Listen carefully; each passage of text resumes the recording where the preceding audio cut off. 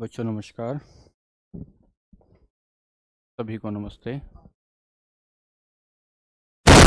मेरी आवाज़ आप तक आ रही है बच्चों?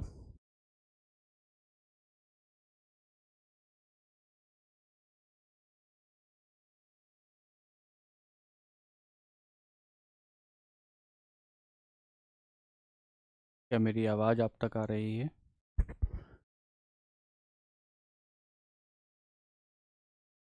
एक बार बताइए।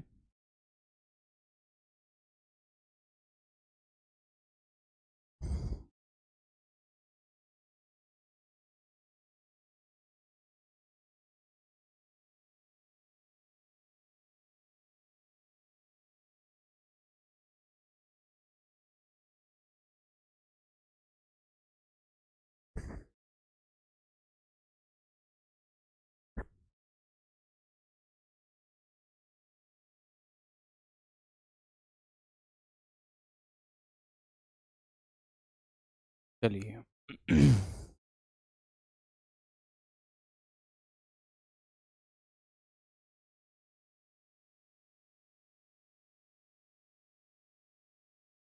हम लोग यहाँ से आगे बढ़ रहे हैं।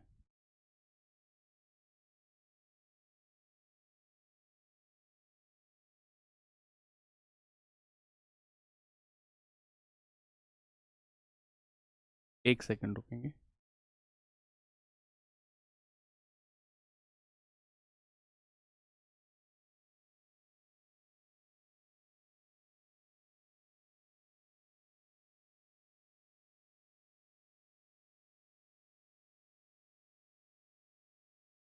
Hello hello. आवाज़ बताइए, एक बार आवाज़ बताइए। क्या आवाज़ सब ठीक है? ठीक है।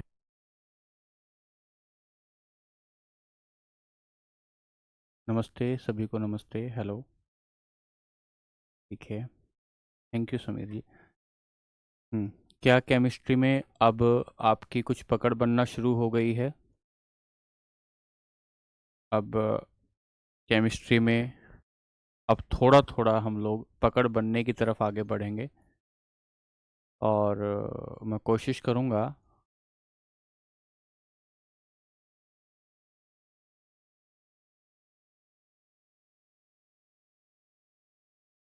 हाँ, मुल्क को मैसेज दिखते हैं लेकिन बहुत तेज़ी में दिखते हैं। इस वजह से कुछ पढ़ पाता हूँ, कुछ नहीं पढ़ पाता हूँ। है ना, बहुत तेज़ी से ये चलते हैं ऊपर की तरफ। चलिए बच्चों, तो मैं और कोशिश करूँगा। जैसे आपका दो तीन इशू थे आपके, कि एक तो राइटिंग का इशू था, वो मैं सुधार कर रहा हूँ। दूसरा, पढ़ाने के तरीके को तो मैं आपके तरीके से चेंज नहीं कर सकता। उसका कारण ये है बच्चों, क्योंकि मुझे अपने तरीके से ही आपको चलना है। जिस रास्ते पे मैं पहले से चला हूँ, तो उसी रास्ते पर मेरे को पता है कि कैसे कैसे हमें आगे बढ़ना होगा। तो उस तरीके को तो आप चिंता ना करें। आप बस इतना ध्यान रखें कि आप मेरी बातों को थोड़े दिन तक मानते जाएं, बिना किसी शंका के मानते जाएं। आप देखेंगे कि जो सवाल जिस तरीके के आते हैं, केवल सवाल और उसका उत्तर नहीं पढ़ सकते। क्योंकि अगर सवाल और जवाब पढ़ेंगे तो एग्जामिनेशन में बहुत अच्छी परफॉर्मेंस नहीं आती है। इसलिए मेरी कोशिश ये है कि हम लोग पहले पूरी थ्योरी पढ़ेंगे। जब आप एक बार थ्योरी पढ़ लेंगे और फिर मैं आपको मॉडर्न पीरियोडिक टेबल पढ़ाऊंगा। जब आप पूरी पीरियोडिक टेबल पढ़ लेंगे बच्चों, तो फिर मुझे नहीं लगता कि केमिस्ट्री का कोई सवाल आपके हाथ से बचेगा। और उसको डिटेल में इसलिए हम लोग पढ़ रहे हैं ताकि हम आपको बहुत बेहतर तरीके से, क्योंकि कंपटीशन बहुत ज़्यादा है, तो बहुत बेहतर तरीके से आपका रिजल्ट आए। वो मेरा दृष्टिकोण है। ठीक है, तो आप उसको चिंता मत कीजिएगा कि ऐसा पढ़ाइए वैसा पढ़ाइए। वो मैं अपने तरीके से काम करूंगा। और अब मेरी बस अल्टीमेटली ये गुजारिश आपसे होगी कि आप देखेंगे कि वो चीज़ रिजल्ट में आपको एक्सप्रेस भी होगी, रिजल्ट में आपको दिखाई भी देगी। ठीक है। चलिए, तो मैं आगे चलता हूँ। अब सुनिएगा, अब मेरे को कोई कमेंट वगैरह कुछ नहीं देखना है, सुनिए ध्यान से। मैं आपको ये बता रहा हूँ कि हमने एटम को देखना शुरू किया। एक इतनी छोटी सी चीज की जिसे हम नहीं देख सकते थे। गरिमा, अभी शुरुआत है बच्चे, अब सुनो ध्यान से, मैं कमेंट नहीं ले रहा हूँ किसी का।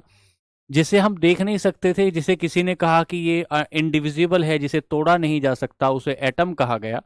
फिर आगे जाकर एटम के बारे में लोगों ने इसको एटम नाम दे दिया। एटम नाम देने के बाद एटम नाम देने के बाद बात ये हुई कि सर ये कितना, इसके भीतर क्या क्या हो सकता है। तो इसके भीतर की जब जानकारी हमने ली तो हमने कहा सर ये भीतर इलेक्ट्रॉन हो सकता है। कोई आया, किसी ने इसको इलेक्ट्रॉन बताया कि सर उसके चारों तरफ घूमता है। कोई आया तो किसी ने कहा कि इसके भीतर प्रोटॉन होता है। कोई आएगा तो इसके भीतर कहेगा न्यूट्रॉन होता है। अरे सर इतने छोटे से पार्टिकल को ही ढूंढना बड़ी मुश्किल बात थी कि हमने एटम को ढूंढ लिया, ये क्या कम बात थी। और एटम के भीतर देखते जा रहे हैं कि सर कहीं इलेक्ट्रॉन होता है, कहीं प्रोटॉन होता है, कहीं न्यूट्रॉन होता है। तो अल्टीमेटली पिछले लेक्चर में रदरफोर्ड ये बताकर गए थे, ये बताकर गए थे कि जो इलेक्ट्रॉन होता है वो कक्षा के चारों तरफ घूमता है, और जो कक्षा के चारों तरफ घूम रहा है वो इलेक्ट्रॉन है। और जब वो लोगों ने कहा कि यार ये लगातार घूमता रहेगा तो इसकी एनर्जी कम हो जाएगी। इलेक्ट्रॉन की एनर्जी जब कम हो जाएगी तो वो धीरे धीरे नाभिक के न्यूक्लियस की तरफ आता जाएगा, और एक स्थिति ऐसी आएगी कि वो न्यूक्लियस में आकर गिर जाएगा। और यदि इलेक्ट्रॉन पर नेगेटिव चार्ज है और प्रोटॉन पर पॉजिटिव चार्ज है तो नेगेटिव और पॉजिटिव चार्ज एक जगह मिलेगा और ब्लास्ट हो जाएगा और एटम मर जाएगा। जब लोगों ने रदरफोर्ड से पूछा कि सर इसकी व्याख्या करिए आप, कि घूमते घूमते इसकी एनर्जी कम हो जाएगी, इसकी आप कैसे व्याख्या करेंगे अपने एक्सपेरिमेंट से, तो ये बात रदरफोर्ड एक्सप्रेस या एक्सप्लेन नहीं कर पाए कि उसकी एटम की स्टेबिलिटी कैसे रहेगी, वो कैसे घूमता रहेगा चारों तरफ। तो रदरफोर्ड की कमी थी कि वो ये नहीं बता पाए कि इलेक्ट्रॉन न्यूक्लियस के चारों तरफ कैसे घूमेगा और वो क्यों नहीं गिरेगा न्यूक्लियस में आके। ये बात रदरफोर्ड नहीं बता पाए थे। इस बात को चर्चा करने के लिए एक व्यक्ति आएगा जिसका नाम नील्स बोर होगा, जिसे बोर कहा जाएगा। आज की क्लास में हम नील्स बोर को पढ़ेंगे, और नील्स बोर को पढ़ने के बाद जो परमाणु की संरचना है, जो स्ट्रक्चर ऑफ एटम है, उसके बारे में थ्योरेटिकल पार्ट पूरा हो जाएगा। फिर यहां से आगे बढ़ेंगे तो आपको इलेक्ट्रॉन, प्रोटॉन, न्यूट्रॉन, ये positron, meson, Higgs boson, photon, जो ऐसे ऐसे नाम आपने सुने होंगे, इन सारी बातों को हम लोग डिस्कस करेंगे। तीसरी बात, फिर हम यहां से अगली जो क्लास लेंगे, उस अगली क्लास में आपको ये इलेक्ट्रॉन किस तरीके से सजा होगा सेल्स में, ये बताने की कोशिश करेंगे। तो आज की जो हमारी क्लास है उसका मुख्य उद्देश्य, उसका आधा हिस्सा तो आपको यह समझाना है कि रदरफोर्ड के दिया गया जो एक्सपेरिमेंट था, उस एक्सपेरिमेंट को कैसे सुधार दिया नील्स बोर ने आकर, एक बात। और दूसरी बात कि ये जो सब एटॉमिक यूनिट हैं, जिसमें इलेक्ट्रॉन, प्रोटॉन, न्यूट्रॉन, इन पर कितना आवेश आता है, इन पर कितना, ये कहां घूमते हैं, इनका मास कितना होता है, इनका नेचर क्या होता है, वास्तव में ये करते क्या हैं, इन सारी बातों की चर्चा हम आज के सेशन में कर रहे होंगे।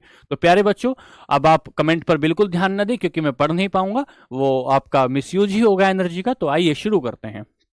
तो आज की जो चर्चा है, आज का जो विषय है वो दोस्तों वो है नील्स बोर का परमाणु मॉडल। इसको थोड़ा सा कम कर लेते हैं कलम को।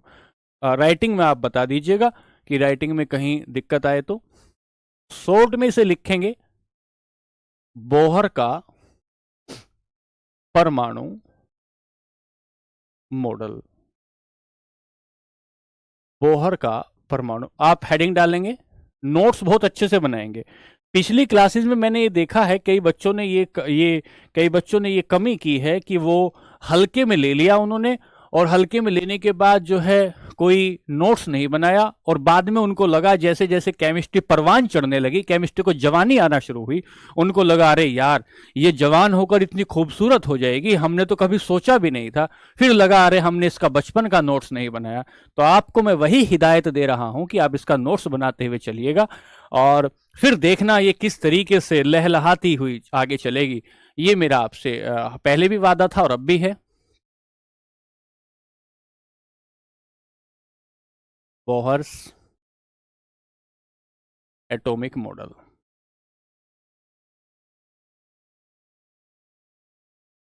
ये आज की क्लास की चर्चा का पहला विषय होगा, बोहर्स का एटॉमिक मॉडल। तो पहली बात सुनिए।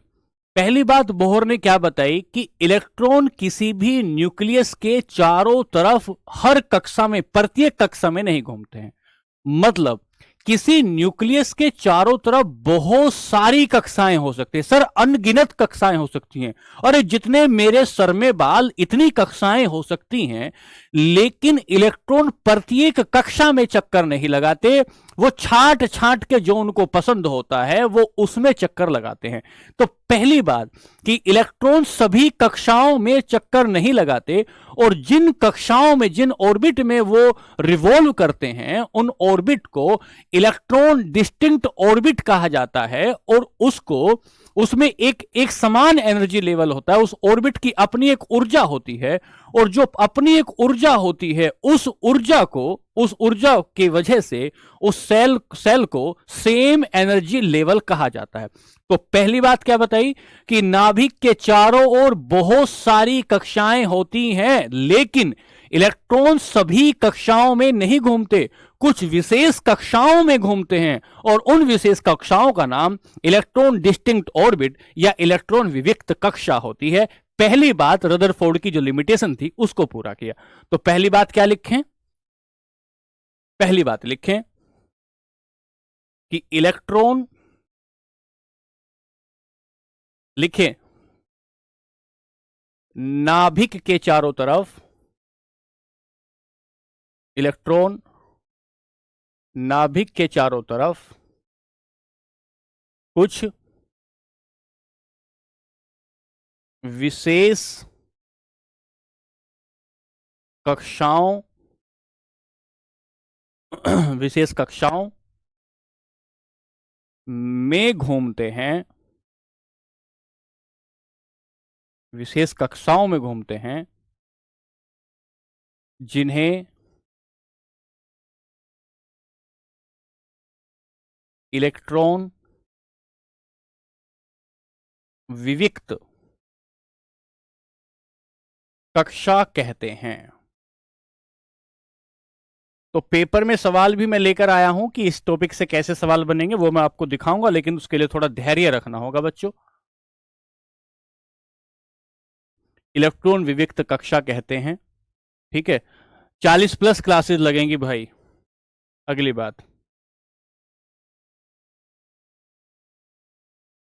लेकिन उसके बाद केमिस्ट्री ऐसी जैसे अंबुजा सीमेंट, जैसे अंबुजा सीमेंट, आर पार एक भी सवाल नहीं जाएगा। Electron revolves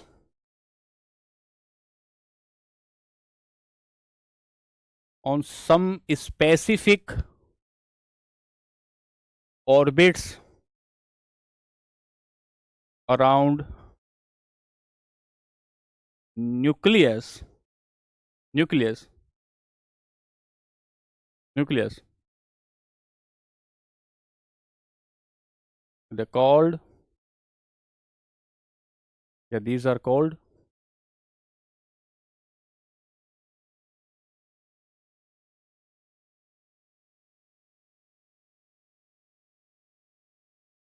electron distinct orbits।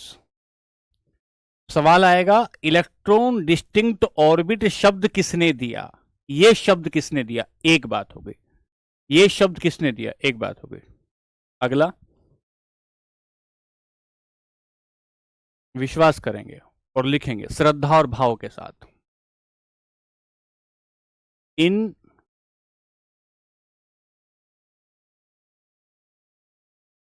कक्षाओं को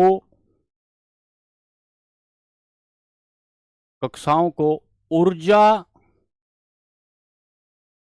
स्तर भी कहते हैं,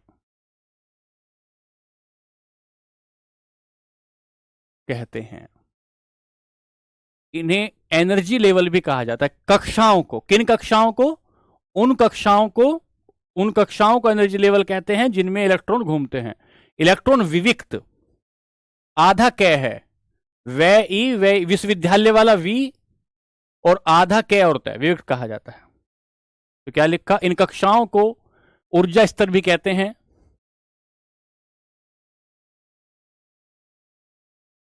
ऑल्सो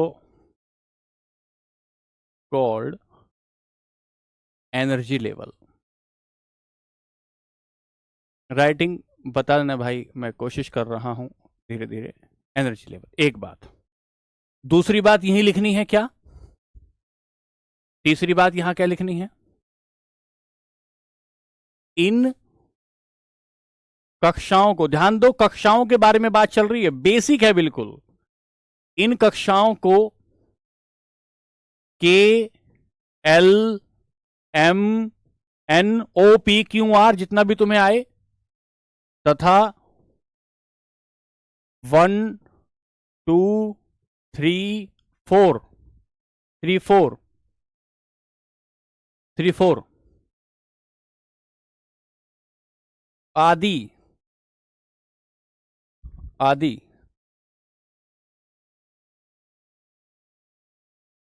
संकेतों से दर्शाया जाता है।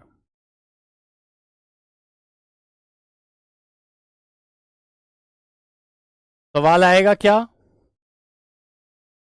सर ये के एल एम एन कक्षाएं किसने बताई? दर्शाया जाता है, दर्शाया जाता है। These orbits are these orbits are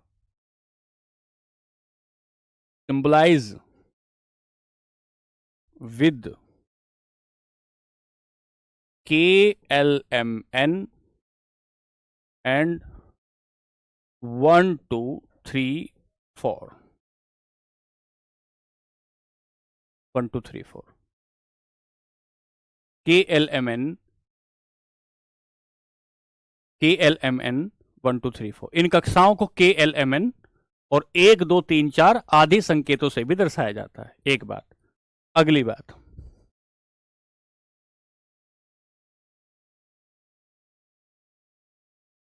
एक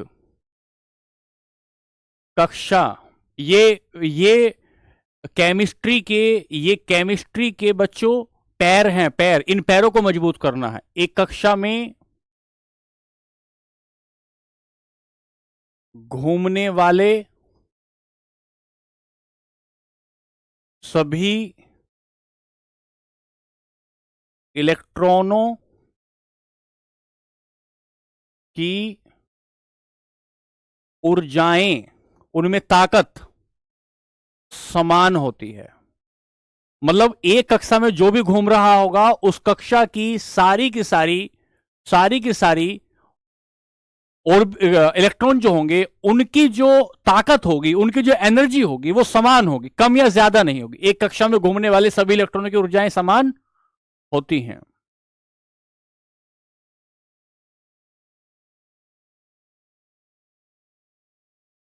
इलेक्ट्रॉन्स revolving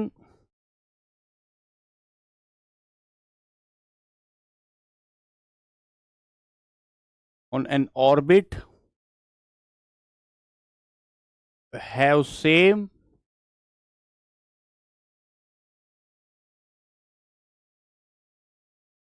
एनर्जी लेवल, समान ऊर्जा स्तर होता है, सेम एनर्जी लेवल होता है। और एक आखिरी बात, यही आखिरी बात थी जिसने रदरफोर्ड की बात को स्पष्ट किया। यही आखिरी, ऊर्जाएं समान होती है। ठीक है, अगली बात क्या कहता है? कक्षा में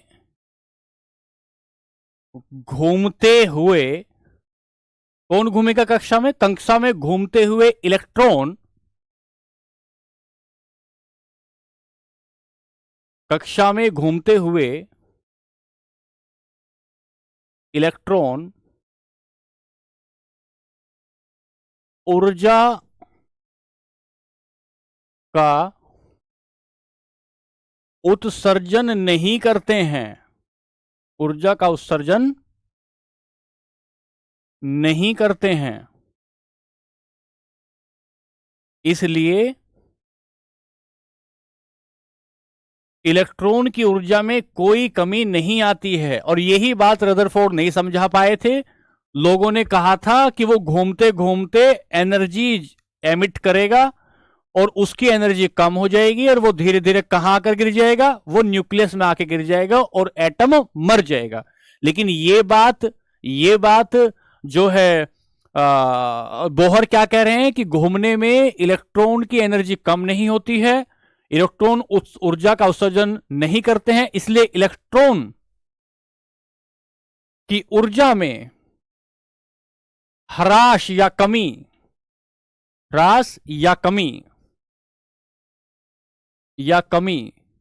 नहीं आती है, या कमी नहीं आती है। मोस्ट इंपोर्टेंट पॉइंट है भाई।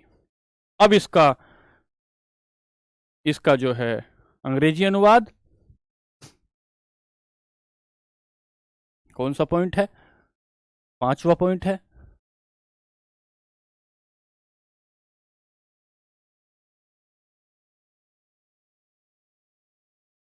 Revolving orbit electrons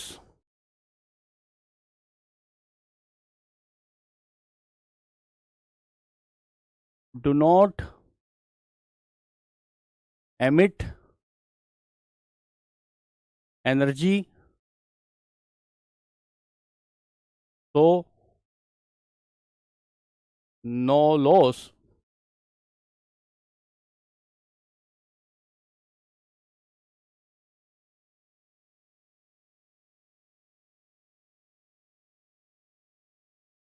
electrons energy।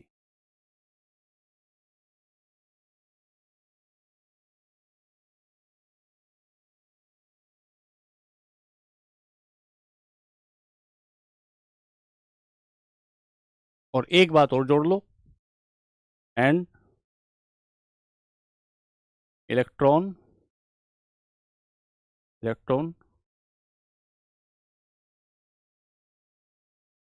will be in stable condition,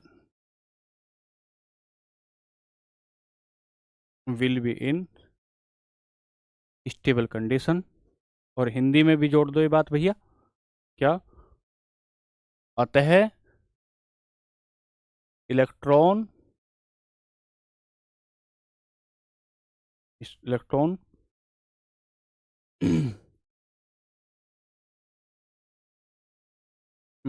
एक सेकेंड, इलेक्ट्रॉन विल बी नहीं, एटम।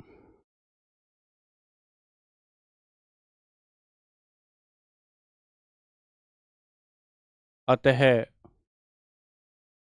परमाणु स्थिर अवस्था में रहता है, स्थिर अवस्था में होगा या रहता है। यही बात नहीं कह पाए थे रदरफोर्ड। इलेक्ट्रॉन ELECTRON, कोई बात नहीं, आप कर लीजिए, स्पेलिंग थोड़ा बहुत ऊपर नीचे हो भाई बच्चों, एडजस्ट कर लेना, ठीक है। ये बात हुई। अब मैं एक बार 2 मिनट में दोहरा रहा हूं कि ये क्या कह रहे हैं, सुनो।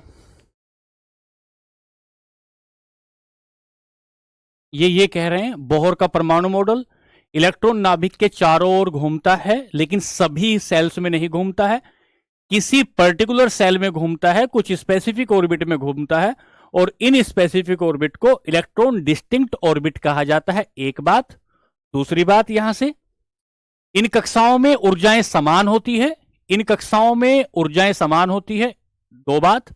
तीसरी बात, इन कक्षाओं को KLMN या 1 2 3 4 कहा जाता है। तीसरी बात। अगली बात, सभी इलेक्ट्रॉन जो एक सेल में घूमेंगे उनकी जो एनर्जी होगी वो इक्वल होगी, और इलेक्ट्रॉन घूमते हुए किसी भी तरह एनर्जी को एमिट नहीं करेंगे, ऊर्जा का उत्सर्जन नहीं करेंगे, जिसकी वजह से उनकी ऊर्जा में कोई कमी नहीं आएगी और वो लगातार घूमता रहेगा। यहां तक की जो थ्योरी हुई ये एटॉमिक मॉडल की थ्योरी हुई। यहां मैं थ्योरी का पार्ट रोक रहा हूं, जब मैं नया चैप्टर शुरू करूंगा इलेक्ट्रॉनिक विन्यास, इलेक्ट्रॉनिक कॉन्फ़िगरेशन जब शुरू करूंगा तो दोबारा से थ्योरीज आएंगी। लेकिन यहां इसको रोककर मैंने आपको बताया कि एटम स्टेबल हो गया।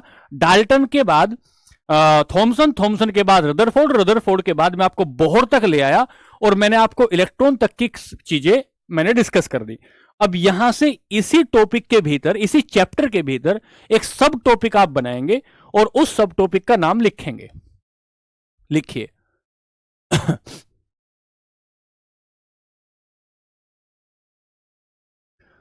सब एटॉमिक पार्टिकल्स। सब एटॉमिक पार्टिकल, उप परमाणविक इकाइयां, उप परमाणविक इकाइयां, सब एटॉमिक यूनिट्स, उप परमाणविक। ये ऐसा पार्ट होगा जहां से आपकी परीक्षा में खूब सवाल आएंगे, जहां से आपकी परीक्षा में खूब सवाल आएंगे बच्चों। उप परमाणविक इकाइयां,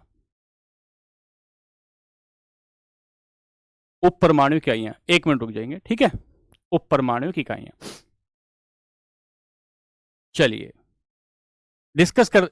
एक बात मैं आपको पहले भी बताता आया हूं और वो बात ये है, यदि आपको कुछ डाउट आ रहे हैं, यदि आपको कुछ डाउट आ रहे हैं तो आप इधर अपना जो पेज है, ये जो पेज है, इस पेज के इधर जहां टॉपिक चल रहा है, यहां तो टॉपिक चल रहा है, इस टॉपिक के इधर डाउट लिखते रहिए कि इस चैप्टर में मेरा ये डाउट है, ये डाउट है, ये डाउट है, ये डाउट है। दरअसल एक चैप्टर दूसरे चैप्टर से जुड़ा हुआ होता है और हो सकता है कि वो आपका डाउट अगले चैप्टर में बचा हुआ हो, तो इसलिए एक बात, सारी बातों को एक जगह डिस्कस नहीं किया जा सकता। चलिए हम लोग बात कर रहे हैं सब एटॉमिक यूनिट की, और सब एटॉमिक यूनिट में पहले यूनिट जो हम लेंगे उसे हम कहेंगे इलेक्ट्रॉन, उसे हम कहेंगे इलेक्ट्रॉन। बच्चों फोकस होकर ध्यान से आपको नोट्स बनाना है, एक बार नोट्स बनाना है ताकि आने वाली पीढ़ियों को नोट्स बनाने की चिंता से, मजबूरी से ना गुजरना पड़े। इलेक्ट्रॉन, चलिए सबसे पहली बात होगी इलेक्ट्रॉन के बारे में, सबसे पहले इलेक्ट्रॉन के बारे में बात होगी कि ये इलेक्ट्रॉन कहां मिलता है। तो पहली बात हम बताएंगे, पहली बात बताएंगे, ये नाभिक के बाहर मिलता है। बहुत बेसिक बात, इससे भी बेसिक बात क्या है तो कहेंगे, एक बहुत बेसिक लेकर चल रहे हैं ताकि आपके पैर खूब अच्छे से जमे और फिर आपको जो है एकदम से उड़ाएं। एक प्रकार की उप परमाणविक कण, एक प्रकार का उप परमाणविक कण, एक प्रकार का उप परमाणविक कण। अच्छा सर, ये तो ऊपर लिखा ही था सर। हां लिखा ही है, एक प्रकार का उप परमाणविक कण। एक बात हो गई, ठीक है। सब एटॉमिक यूनिट या सब एटॉमिक कण ऐसे लिख लो, ठीक है, यूनिट्स या कण। चलिए टाइप ऑफ सब, थोड़ा राइटिंग में, एटॉमिक पार्टिकल, ठीक है जी। तो सबसे पहला किसी ने पूछा इलेक्ट्रॉन क्या होता है, अभी कोई बच्चा कमेंट में लिख रहा था सर इलेक्ट्रॉन एटम के भीतर एक छोटी परमाणु की यूनिट है, छोटी परमाणु की इकाई है, परमाणु से छोटा कण है। अरे जिलों के भीतर मंडल होते हैं, जिलों के भीतर ब्लॉक होते हैं, ब्लॉक के भीतर गांव होते हैं। तो अगर ब्लॉक को परमाणु मान लिया जाए तो उसके भीतर पाए जाने वाले गांव इलेक्ट्रॉन हो जाएंगे। अच्छा सर ठीक है, अगर परिवार को एटम मान लिया जाए और उसके भीतर पाए जाने वाले, उसके भीतर पाए जाने वाले सदस्यों को इलेक्ट्रॉन कहेंगे, कुछ को कुछ नाम दिया जाएगा, ठीक है। एक बात, सब एटॉमिक उप परमाणविक इकाई, उप परमाणु मतलब परमाणु से छोटी, उप परमाणविक मतलब परमाणु से छोटी, ठीक है। जैसे आपने कहा कलेक्टर, जैसे आपने कहा भाई अध्यक्ष, एक शब्द होता है ना अध्यक्ष, ऐसे के उपाध्यक्ष, तो उपाध्यक्ष का मतलब क्या हुआ, अध्यक्ष से छोटा, इसलिए उप शब्द आ गया। एक बात, दूसरी बात, कहां पाया जाता है तो लिखेंगे नाभिक के बाहर, नाभिक के बाहर, कहां मिलेगा? नाभिक के बाहर, आउटसाइड द न्यूक्लियस। कहां मिला? नाभिक के बाहर मिला। एक बात। दूसरी बात, क्या इस पर कोई आवेश होता है? क्या आवेश? सर ये क्या मतलब होता है? बचपन से आज तक यही बात समझ में नहीं आई, ये चार्ज होता क्या है? सर ध्यान से सुनना, चार्ज क्या होता है? चार्ज का मतलब होता है, कोई जरूरत नहीं बोहर की सीमाओं की, चार्ज का मतलब होता है दो व्यक्ति यहां पर बैठे हुए हैं, एक आदमी लबालब उत्साह से भरा हुआ है, इस बार सीजीएल पार, इस बार यूपीएससी पार, इस बार ये पार, मैं तैयार, ऐसे करके कोई आदमी बैठा हुआ है, उस पर इस समय ऊर्जा जो है सकारात्मक ऊर्जा है, कुछ कर गुजरने की ऊर्जा है। और दूसरा एक व्यक्ति बैठा हुआ, हाय रे हाय कैसे होगा, हाय रे ये महंगाई, हाय रे ये मेरा ये हुआ, हाय रे मेरा वो हुआ, और वो कह रहा है कि मैं तो नसें काट दूंगा, मैं तो जो है जीवन की धाराओं को मोड़ दूंगा, मैं तो कूद जाऊंगा नदी में। चार्ज उस पर भी है, आवेश उस पर भी है, लेकिन वो ये कह रहा है कि ये नेगेटिव चार्ज है, उसकी दिशा को नेगेटिव लेकर जा रहा है। तो आवेश एक प्रकार की ऊर्जा होती है, कहीं पर यह सकारात्मक रूप से काम करती है, कहीं पर यह नकारात्मक रूप से काम करती है। जहां पर नेगेटिव चार्ज होता है उसे हम, इलेक्ट्रॉन पर वो नेगेटिव चार्ज होता है जिसे ऋणायन कहा जाता है, और कहीं पर यह पॉजिटिव चार्ज होता है तो उसे धनायन कहा जाता है। तो चार्ज एक प्रकार की एनर्जी है, चार्ज एक प्रकार का आवेश है, जिसे कौन ओढ़कर रखता है? जिसे ओढ़कर रखते हैं एटम के भीतर पाए जाने वाले सब एटॉमिक पार्टिकल। सर चार्ज एक प्रकार का मुकुट है, एक प्रकार का ताज है। वो ताज जिसने पहन लिया, जो पॉजिटिव चार्ज पहने हुए है वो धनायन है, जो नेगेटिव चार्ज पहने हुए है वो ऋणायन है। तो ये ताज है एक प्रकार का। तो हमने कहा आवेश होता है, हां इन पर आवेश होता है। कैसा आवेश होता है? नेगेटिव आवेश होता है, ऋणात्मक होते हैं बच्चों, ऋणात्मक आवेश होता है इन पर। अच्छा ऋणात्मक आवेश होता है, हां सर ये ऋणात्मक आवेश, ये ऋणात्मक, ये भूल जाऊंगा लिखना है एक बार, ये ऋणात्मक आवेश किसने बताया कि ये आवेश होता है? तो सर आर के मिलिकन ने, इसको नोट करके लिखना बच्चों कहीं, आर ए मिलिकन ने, ए आर मिलिकन है, ए आर मिलिकन ने बताया कि भाई इस पर चार्ज होता है। तो चार्ज के बात आई किसकी? ए आर मिलिकन किसने बताया चार्ज के बारे में? मिलिकन ने बताया। ठीक है, अच्छा यहां एक बात रह गई थी, वो मैंने क्योंकि पहले बता दिया था, इलेक्ट्रॉन की खोज किसने की थी? थॉमसन ने, जे थॉमसन ने। ये सवाल कहीं परीक्षा में ना आ जाए ये लिख लेना, और की थी 1897 में। ठीक है, दो बात हो गई सर, चार्ज होता है। सर ये चार्ज कितना होता है? टीना एक मिनट रुको बेटा, बताएंगे ये चार्ज कितना होता है। तो सुनना, 1.6 नेगेटिव है या पॉजिटिव है? नेगेटिव है। -1.6 इंटू 10 की पावर -19, 10 की पावर -19 कुलाम।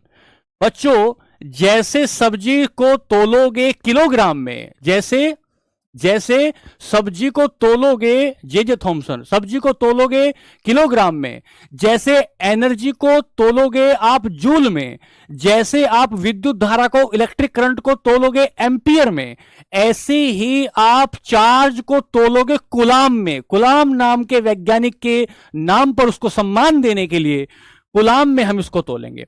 तो हमने कहा सर चार्ज कितना होता है? 1.6 इंटू 10 की पावर -19 इस पर, -19 इस पर कुलाम होता है। एक बात हो गई। यहां से आगे चले सर क्या इसमें मास होता है? क्या इसमें द्रव्यमान होता है? सर ये मास क्या होता है, द्रव्यमान क्या होता है? सर ये बहुत बड़ी बात है, द्रव्यमान का मतलब होता है इसके भीतर आने वाले पार्टिकल की वजन कितना है, उसकी ताकत कितनी है, उनके कणों की संख्या कितनी है। कोई भी पदार्थ है, कोई भी कण अगर है, कोई भी पार्टिकल अगर है, तो उसका कोई ना कोई मास जरूर होता है, यदि कोई ना कोई पार्टिकल है तो उसका कोई ना कोई मास जरूर होता है। तो हम कहेंगे, मास कितना होता है? 9.1 इंटू 10 की पावर -31। 9.1 इंटू 10 की power -31 kilogram. Kilogram. Sir 1 kilogram में कितने ग्राम होते हैं? 1000 ग्राम। 1 किलोग्राम में कितने ग्राम होते हैं? सर बचपन का सवाल है। 1000 ग्राम होते हैं। तो मैं इसे ये नहीं लिख सकता क्या? या 9.1 इंटू 10 की पावर -28 ग्राम। -28 ग्राम। ध्यान से सुनना, यहां जीएम मत लिख देना। ग्राम का मतलब जी ग्राम का सिंबल जीएम नहीं होता। जब आप फिजिक्स पढ़ते हैं और वहां यूनिट पढ़ते हैं तो वहां लिखते हैं कि मास को किलोग्राम में नापा जाता है और ब्रैकेट में सिंबल लिखा होता है केजी। जब आपने यहां केजी लिखा है तो यहां ग्राम में एम नहीं आता, ग्राम में एम नहीं आता। तो आपने क्या बताया? सर इसका क्या बता दिया? कहां पाया जाएगा? खोज किसने कर दी? है क्या चीज? आवेश कितना है और इसके ऊपर मास कितना है? इसके ऊपर मास कितना है? अब ध्यान से एक बात और सुनना, यूज क्या होता है? अगर इसके महत्व से, इसके यूज से कोई सवाल पूछे, बच्चों 1 मिनट के लिए ध्यान से सुनना। अभी वो कंसेप्ट तो आगे आएगा, लेकिन उसकी एक बात यहां लिखवानी है, इसलिए मैं आपको बताने की कोशिश कर रहा हूं। क्या? कि किसी भी एटम के भीतर बहुत सारी सेल्स होती हैं, बहुत सारी सेल होती हैं। उन सेल में इलेक्ट्रॉन होते हैं, उन सेल में इलेक्ट्रॉन होते हैं। जब एक एटम दूसरे एटम से जाके ऐसे गलबहियां करेगा, किसी को हक करेगा, एक एटम दूसरे एटम को जाके हक करेगा, फरवरी का महीना है, तो इलेक्ट्रॉन या तो चले जाएंगे या इलेक्ट्रॉन आ जाएंगे। इलेक्ट्रॉन आ जाएंगे, चले जाएंगे। किसी ने हल्के से आके ऐसे स्पर्श कर दिया, पूरे शरीर में झंझनाहट पैदा हो गई। ये झंझनाहट पैदा होने का कारण है कि इलेक्ट्रॉन या तो चले गए हैं या इलेक्ट्रॉन आ गए हैं। इसका मतलब इलेक्ट्रॉन की भूमिका, एटम जब एटम से मिल रहा होगा तो रासायनिक अभिक्रिया, केमिकल रिएक्शन करने में इलेक्ट्रॉन की भूमिका आ रही होगी। अगर परीक्षक ये सवाल पूछ ले कि निम्नलिखित में से कौन सा ऐसा एटम है, कौन सा ऐसा एटम है जो रासायनिक अभिक्रिया में, कौन सा ऐसा मॉलिक्यूल है, कौन सा ऐसा सब एटॉमिक पार्टिकल है जो रासायनिक अभिक्रिया में भाग ले रहा हो, तो बता देंगे कि वो इलेक्ट्रॉन होता है। वो क्या होता है? वो इलेक्ट्रॉन होता है, वो इलेक्ट्रॉन होता है। तो लिखें क्या लिखें? महत्व। महत्व रासायनिक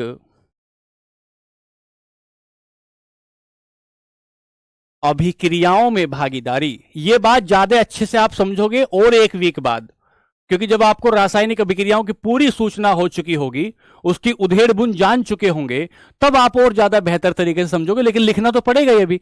रासायनिक अभिक्रियाओं में भागीदारी, रासायनिक अभिक्रियाओं में भागीदारी।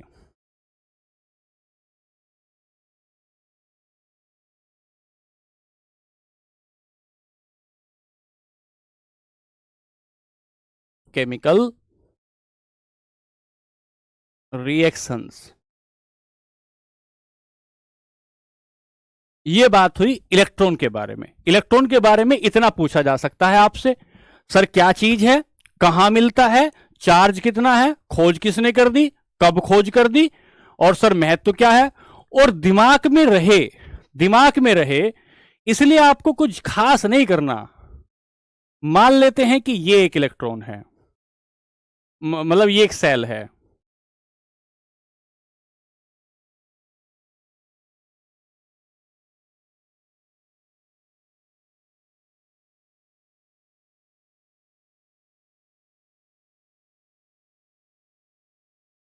ऐसा मान लेते, थोड़ा बना के, है ना। इसे तो आपने कहा न्यूक्लियस, ये तो नाभिक है।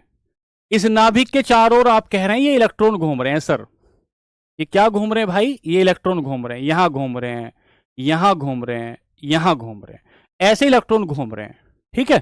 तो नाभिक के बाहर होते हैं, नेगेटिव चार्ज होता है। चार्ज मिलीकन ने बताया कितना चार्ज होता है, मास होता है, मास कितना हुआ ये बता दी गई। अगला पकड़ेंगे सब एटॉमिक यूनिट नंबर 2, और इसका नाम होगा प्रोटॉन। नाम होगा प्रोटॉन। फिर किसी ने आपसे पूछा, अरे भैया प्रोटॉन क्या होता है? हाँ बना सकते हो, प्रोटॉन क्या होता है? तो हम कहेंगे प्रोटॉन एक सब एटॉमिक यूनिट है जो एटम के भीतर पाई जाती है। अब भी अगर किसी बच्चे को तकलीफ आ रही हो, अब भी अगर बिल्कुल मतलब जो है एकदम मामला सर के ऊपर से जा रहा हो, तो एक लाइन में आपकी सुविधा के लिए लिख रहा हूं, एक उप परमाणविक इकाई या कण कण जो नाभिक में मिलता है। जब केमिस्ट्री पूरी हो जाएगी ना, तो आपको ऐसा ये वाली लाइनें देख के आप हंसोगे, सर हमें ये भी लिखवाया गया है। हाँ हाँ, जब केमिस्ट्री लेकिन पूरी हो जाएगी तब आप हंसोगे इस बात को देख के। एक उपपरमाणविक कण जो नाभिक में मिलता है। अभी नहीं, अभी तो आपको ये अच्छा लगेगा। ए सब atomic unit, atomic particle which is found in nucleus. कहां पाया जाता है? न्यूक्लियस में पाया जाता है। एक बात हो गई, ठीक है। इलेक्ट्रॉन को कैसे देख सकते हैं? इलेक्ट्रॉन को तो भैया उन्होंने देखा था रदरफोर्ड ने। हम और तुम कहां देखोगे, हमारी आंखों में इतनी ताकत नहीं। एक बात हो गई। दूसरी बात, खोज किसने की? खोज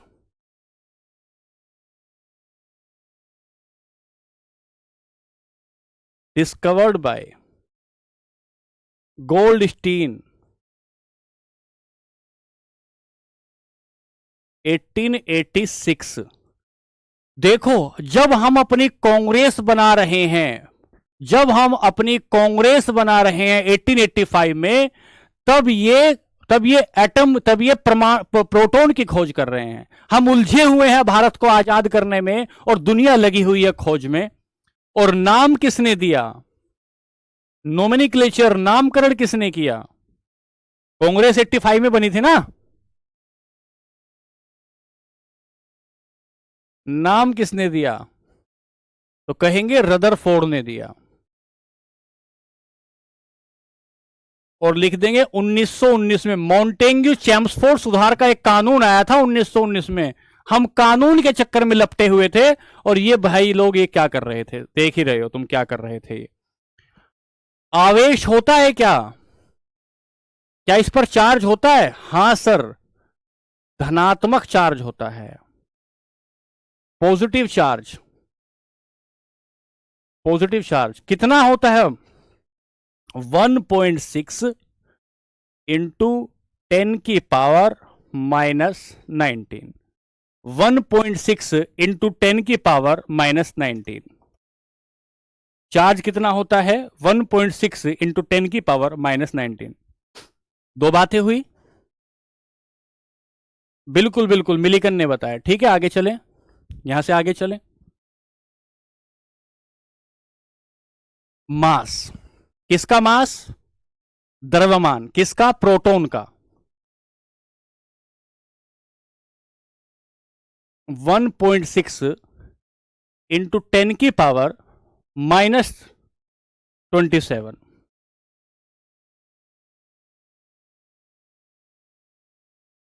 -27 किलोग्राम। और अगर ग्राम में लिखना हो तो 1.6 इंटू 10⁻⁻24 ग्राम। कुछ बच्चे मेरे मासूम बालक ऐसे भी होंगे जिन्हें ये माइनस वगैरह देख के, ये दिक्कत होती होगी कि -27 क्या है, -24 क्या है। तो बच्चों ये जो है, ये फिजिक्स में तुम समझोगे कि 10 की घात नेगेटिवली जब चलती है कैसे काम करती है। ये हो गया क्या? मास। कि मास कितना होगा, द्रव्यमान कितना होगा। अच्छा सर, तो हमने बताया खोज किसने की, नामकरण किसने किया, और यहां से आगे आए तो मास द्रव्यमान कितना है। महत्व क्या है? महत्व क्या है? इंपोर्टेंस क्या है? महत्व मतलब इंपोर्टेंस क्या है?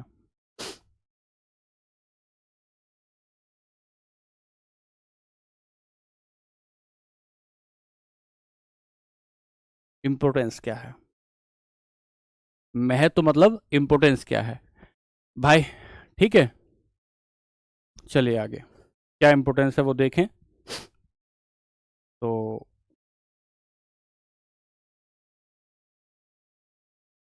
ट्रांस म्यूटेशन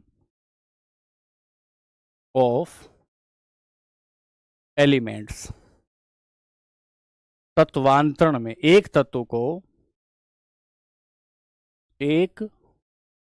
तत्व को दूसरे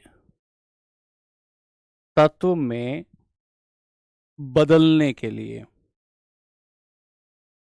अभी बात कम समझ में आएगी, लेकिन समझना का कोशिश करना, क्योंकि बात आगे जाकर खुलेगी। ये गुलाम आगे जाकर खुलेगी कैसे, कि एक कोई तत्व है, मान लेते हैं ऑक्सीजन है, हाइड्रोजन है, हीलियम है, क्लोरीन है, आर्गन है, ये सब आपको याद कराऊंगा, सब आपको याद हो जाएंगे, इनकी सारी कुछ बातें याद हो जाएंगी। तो मैंने कहा कि एक कोई तत्व है, एक कोई एलिमेंट है, अगर उस एलिमेंट पर आप प्रोटॉन से टक्कर मारो, इस एलिमेंट पर आप प्रोटॉन से टक्कर मारो, प्रोटॉन की बौछारी कर दो, तो उसका उसका जो प्रोटॉन का दूसरे में प्रोटॉन की संख्या है, जो दूसरे वाला एटम है जिस पर आप बमबारी कर रहे हैं, उसकी प्रोटॉन की संख्या में बदलाव आ जाएगा। और अगर प्रोटॉन की संख्या में बदलाव आ जाएगा तो दूसरा तत्व बनने की संभावना होगी। अभी कुछ आगे जाकर समझेंगे ये बात, अभी यहां लिख लीजिए बस, क्योंकि जब आप परमाणु क्रमांक समझेंगे अगली क्लास में ज्यादा समझ जाएंगे। दो बातें हो गई। तीसरी बात, न्यूट्रॉन। चार्ज तो लिख दिया ना, धनात्मक होता है भाई, ये धनात्मक होता है 1.6, ठीक है। न्यूट्रॉन,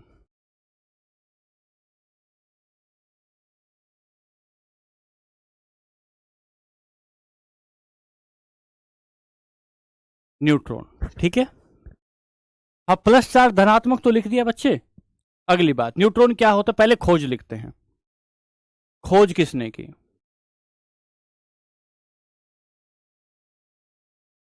डिस्कवर्ड बाय, किसने खोज कर दी? तो बताएंगे, जेम्स चैडविक ने। जेम्स चैडविक ने खोज कर दी।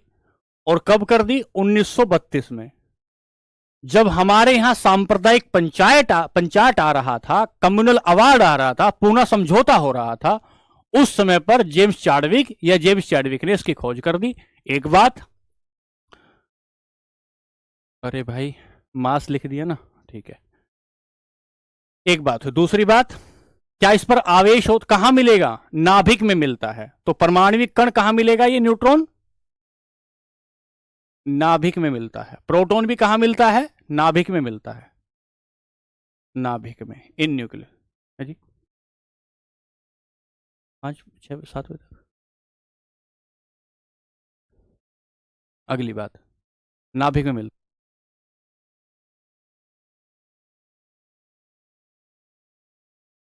फिर यहां से आगे चले, यहां से आगे चले तो नाभिक, अच्छा, आवेश, चार्ज, आवेश, चार्ज। क्या इस पर कोई चार्ज होता है? इस पर कोई चार्ज नहीं होता, तो न्यूट्रल होता है। हम्म, ठीक है जी।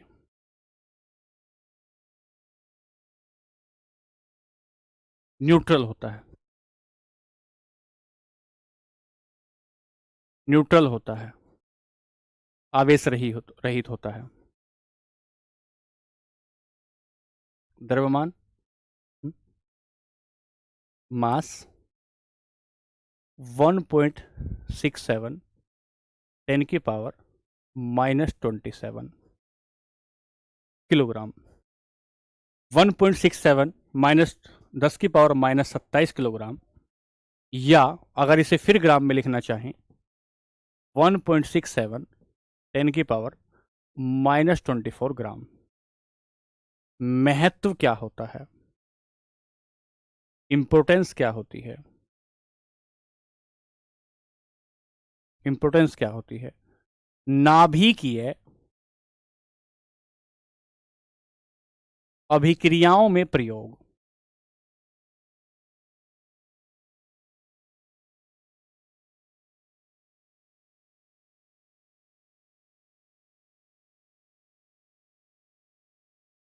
यूज इन न्यूक्लियर रिएक्शंस, नाभिकीय अभिक्रियाओं में। नाभिक मीन्स न्यूक्लियस, न्यूक्लियस कितनी बार बोल चुका हूं भाई, न्यूक्लियस केंद्र, ये नाभि, ये जो नाभि बनी है ना तुम्हारी, ये जो नाभि बनी है इसी को तो नाभि, इसलिए तो शब्द आया, केंद्र है ये, इसे तो नाभिक आया है, ये हुआ। ठीक है, चलिए अगला, अब लीजिए पोजिट्रॉन, बहुत खास है, पूछे जाने की भरपूर संभावना। पोजिट्रॉन, पोजिट्रॉन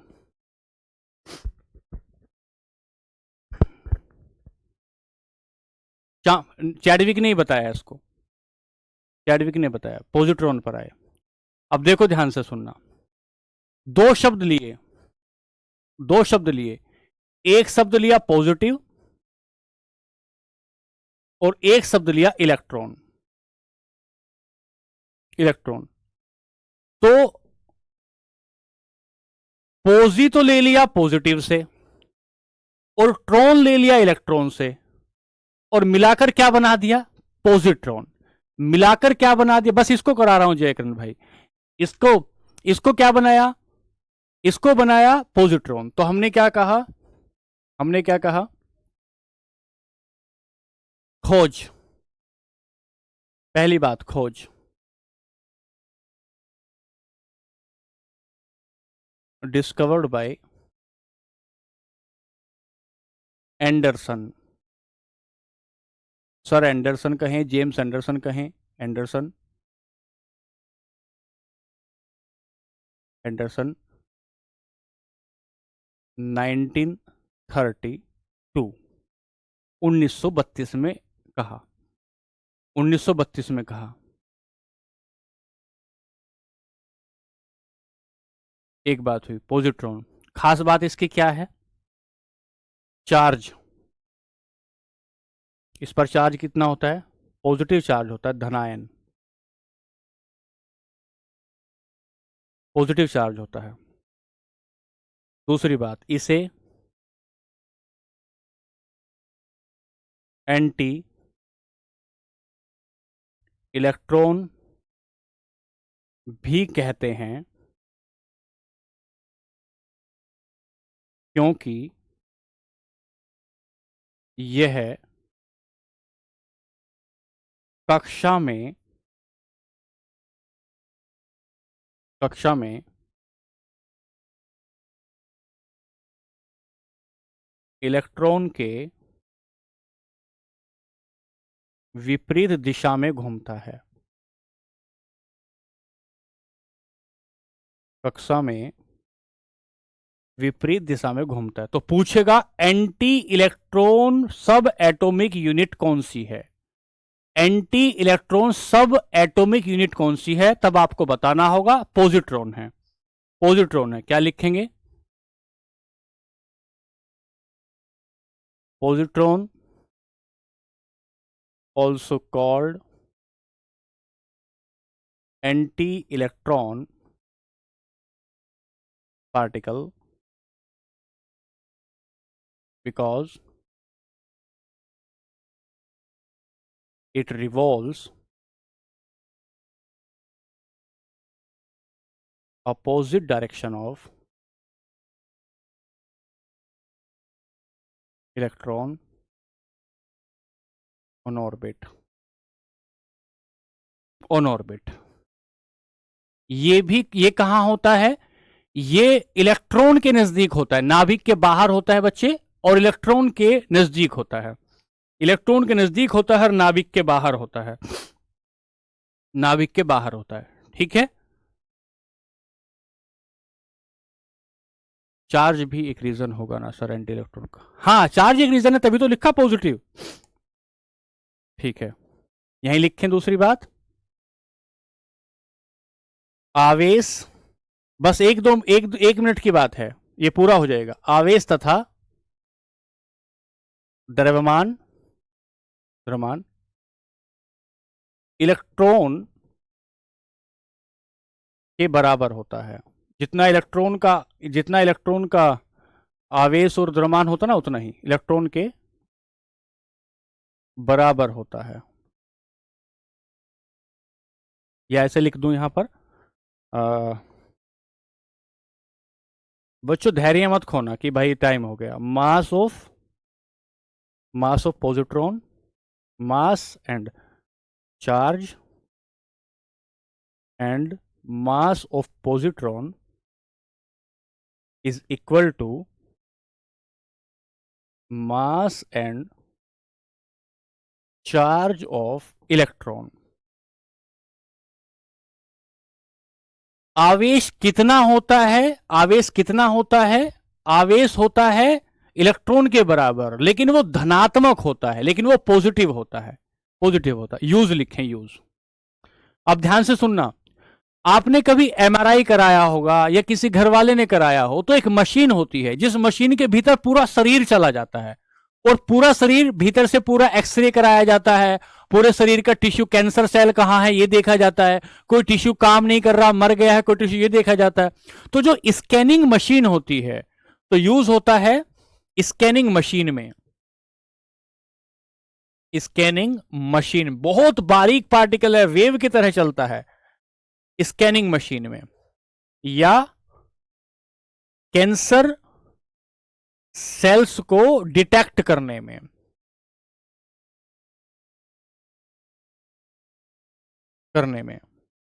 कैंसर सेल को डिटेक्ट करने में, ठीक है। जो वो मशीन होती है ना, उस मशीन के ऊपर ही लिखा होता है पॉजिट्रॉन एमिशन टोमोग्राफी, ऐसे लिखा होता है, पॉजिट्रॉन एमिशन टोमोग्राफी लिखा होता है।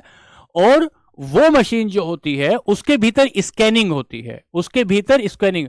इलेक्ट्रॉन के नेगेटिव है, हाँ, इस चार्ज नेगेटिव है, ये बात तो ठीक है, लेकिन कितना होगा ये कितना इलेक्ट्रॉन के मास और इलेक्ट्रॉन के चार्ज के बराबर होगा। यहां मैं पॉजिट्रॉन के आसपास आपको रोक रहा हूं, और कल हम लोग इससे आगे बात करेंगे।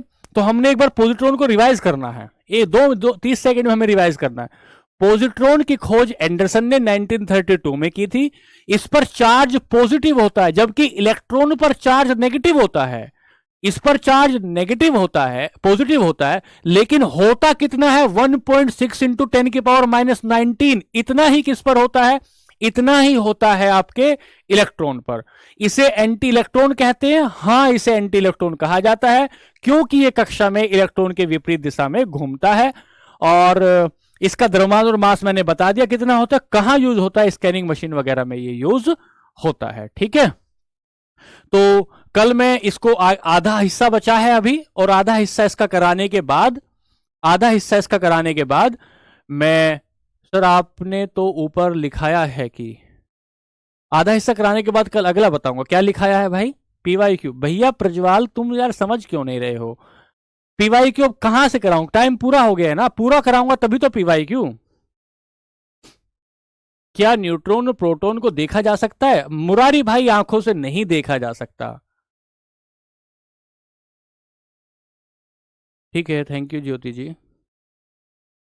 बैच ज्वाइन किया है, मेरा बैकलॉग बहुत हो गया है। हाँ, करना पड़ेगा भाई। सर बोर्ड ब्लैक कीजिए प्रीतम। बोर्ड जिनको जाना है भाई वो जा सकते हैं, मैं बच्चों के कमेंट ले रहा हूँ 1-2 मिनट। मॉलिक्यूल कभी स्टार्ट होगा साक्षी? जब स्टार्ट होगा जब एटम पूरा हो जाएगा। सर पैराबोलिक मिसाइल जो होता है वो क्या होता है? वो आगे पढ़ेंगे, मिसाइल फिजिक्स में पढ़ेंगे। कोई नहीं सर, कल करें। हाँ, कल करेंगे। Thank you so much. ठीक है नेहापाल, थैंक यू। मास की एएमयू में, ये कल पढ़ेंगे। मैं पढ़ाता हूँ भाई, मैं पढ़ाता हूँ। ठीक है जी, थैंक यू जी। अब समझ में आ रहा है? ठीक है, समझ में आ रहा है तो बहुत अच्छी। मॉक टेस्ट कब स्टार्ट करेंगे? जब पूरा थ्योरी करा देंगे, पूरा थ्योरी करा। चार्ज कंफ्यूज है? हाँ, कंफ्यूज नहीं होना बच्चे। पॉजिटिव चार्ज पॉजिट्रॉन में होता है, नेगेटिव चार्ज इलेक्ट्रॉन में होता है, लेकिन उनकी क्वांटिटी बराबर होती है। वो कितनी है वो बराबर होती है, ये है। ठीक है, किसी बच्चों को समझ नहीं आ रहा हो तो मैं फिर कोशिश करूंगा, घबराइएगा मत, घबराइएगा मत, ठीक है। ऐसा चिंता नहीं करनी है कि समझ, मैं उस तरीके से पढ़ा रहा हूँ कि इस क्लास में बहुत सारे बच्चे आर्ट बैकग्राउंड के हैं, बहुत सारे बच्चों ने कई सालों से, वर्षों से, दशकों से नहीं पढ़ी है केमिस्ट्री। तो बच्चे वो इस वजह से मैं कोशिश कर रहा हूं कि उनको थोड़ा सा एक बैकग्राउंड दूं, और उस बैकग्राउंड में सिलेबस केमिस्ट्री में अमन भाई 40 क्लास लगेगी। आप घबराइए मत, 40 से 45 क्लास में केमिस्ट्री का लच्छा आपके हाथ में आएगा, ऐसी सुगंधित महक उसमें से होगी कि आप सराबोर हो जाएंगे, उस महक में सराबोर हो जाएंगे। आप ही नहीं, आपके आसपास वाले सभी लोग कहेंगे हाँ केमिस्ट्री पढ़ी है, और जिससे भी पढ़ी है बहुत बेहतर पढ़ी है। ठीक है, थैंक यू सभी को, बहुत धन्यवाद। हाँ हाँ ठीक है। हाँ, किसी केमिस्ट्री किसी भी एग्जाम के लिए, कोई भी एग्जाम क्यों ना हो बच्चे, उससे कराएंगे। चैप्टर पीयूष भाई मैं टॉपिक वाइज ही लेता हूं, मैं तो रोजाना टेस्ट कराता हूं, ठीक है।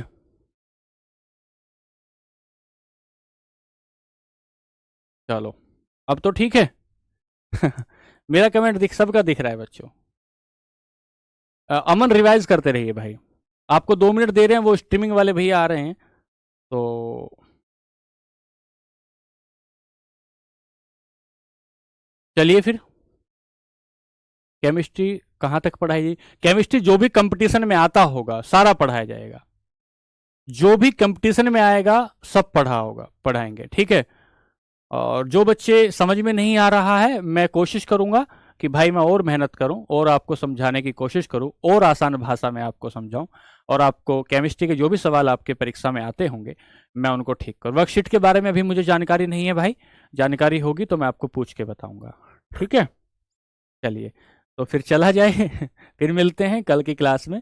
आप ढंग से इसको पढ़िए, ढंग से इसको रिवाइज करिए। प्रोटॉन के यूनिट नहीं दिए हैं सर, प्रोटॉन के यूनिट नहीं पढ़ते हैं सर।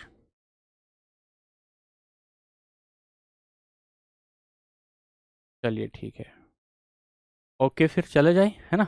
आज के लिए नमस्ते, धन्यवाद।